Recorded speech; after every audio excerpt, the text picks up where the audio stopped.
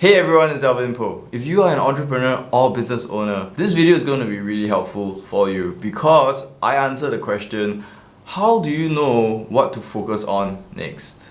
It's a question that affects a lot of business owners and entrepreneurs. And when we are running our businesses, the problem that we face is not having enough things to do. It's really trying to figure out what's the priority and getting an idea of what to do in the right sequence. That's something that affects a lot of businesses. The way I approach it is to really come from a place of intent. And the framework that helps me with this is called the bridge framework. Now the bridge framework is super easy. It's made out of just three things, right? First of all, there needs to be a bridge. And it connects two islands. So imagine these two islands. First island being the island that you are on right now, where you are currently. And the other island being the destination, where you want to go to. And there could be many islands, right? But these are the two islands that we want to be focusing on.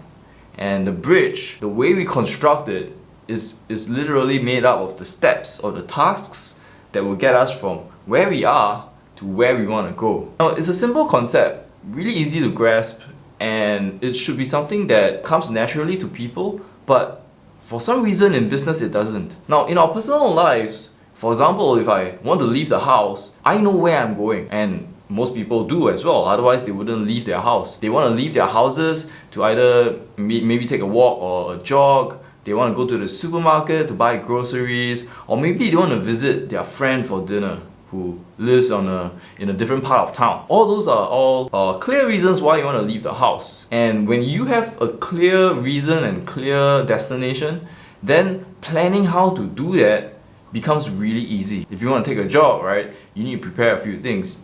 Probably want to wear sports or running shoes. You probably want to put on like workout attire, and you're not going to go take a bus or a car or anything. Most likely you're just going to go for a jog around your neighborhood. But if you want to go for dinner at your friend's place, especially a friend who lives in a different part of town, then you have to start planning, right? You have to plan whether you're going to take the car out, or if you're going to take an Uber, or if you're going to take the bus or the train, or if it's not that far away, maybe you can walk. And all these things depend on a lot of other factors that you know. If it's dinner with drinks, then maybe driving isn't such a good idea, and you probably want to take an Uber. But maybe if you have a lot of time and you have a budget, you could probably take the bus. It all depends on what your needs are and where you're actually going. And all that is really clear to us in our personal lives. But when it comes to business, that doesn't seem that clear anymore. We start to be confused and distracted about a lot of things, because I think the destination is something that isn't that clear. So, for example, entrepreneurs and business owners, especially the entrepreneurs and business owners that I coach, do have this issue where they don't exactly know the destination that they are working towards. A lot of them say that they are working towards increasing sales. Now, sales, to me, it's just a vanity metric. You can have two companies doing revenues of $10 million annually, but have drastically different profit margins. One company could be pulling 30 or 40% margins, the other company could be pulling 1 to 5% margins, and their profit will be completely different. So instead of revenue being the main driver, I will look at profit being something that's more useful. Profits really determine whether or not your business can survive, can succeed, can thrive.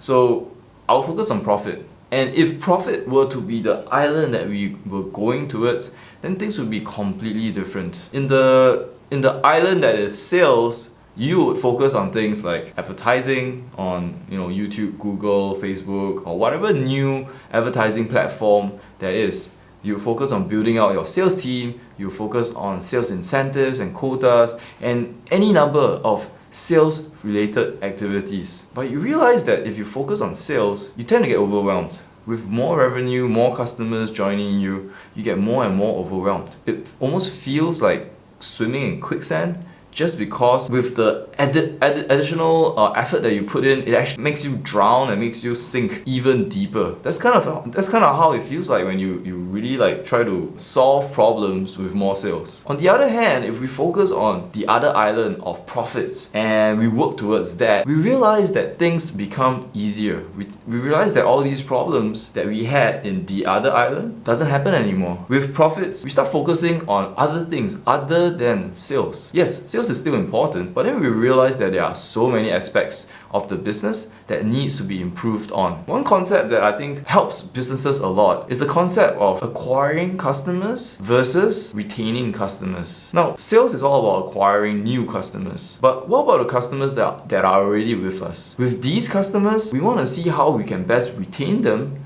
by providing them the service and the quality and the results that they want. Now that's an exchange of value, and to do that, the bridge that we construct will be completely different. We are looking at things like maybe regular communications, whether it's through email, SMS, chat messages, or whatever it is. The medium doesn't matter, but essentially we want to reach out to our customers regularly. That shows our customers that we are there for them. We are actually providing that product or service that we promised them and that they paid for. And we open up channels of regular feedback so that we can find out if they are happy, what's not making them happy, and what they will want to see more of. That's that regular cycle right there. And when you have that, it increases customer satisfaction, it increases their customer success rate, and generally makes them happy customers. When they are happy customers, they start renewing with you and they start referring their friends to you, and therefore you see profit per customer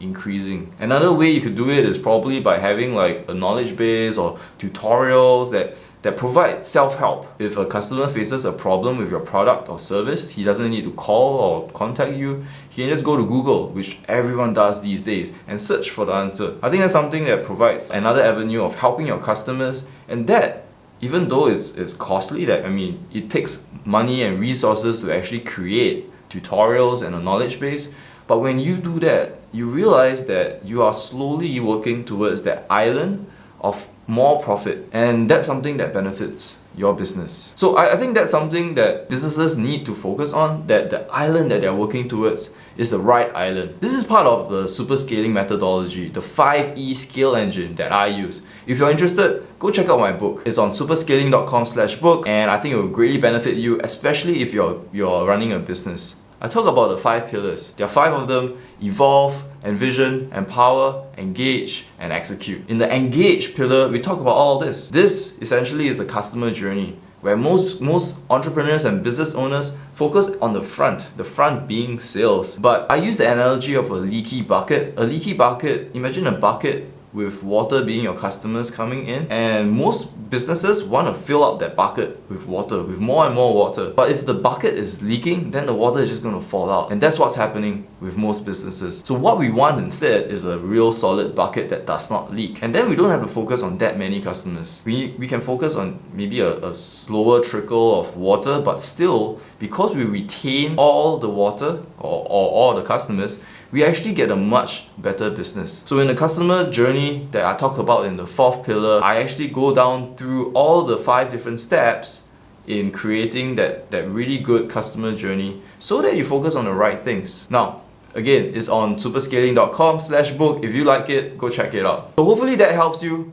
If you like this, hit the like button and hit the subscribe button. I think these concepts, these business concepts, really help business owners and entrepreneurs, and even anyone who really wants to find a better framework to structure their thought processes, even for their own lives. You can see how this applies for your career as well. I know there are a lot of people really confused about their career and what to do right now. If you think about it, it's the same concept that the bridge framework teaches us. Where you are right now and where you want to be in the future are 2 islands that need a bridge. Where do you want to go? That's the question that most people need to answer first before they start building bridges.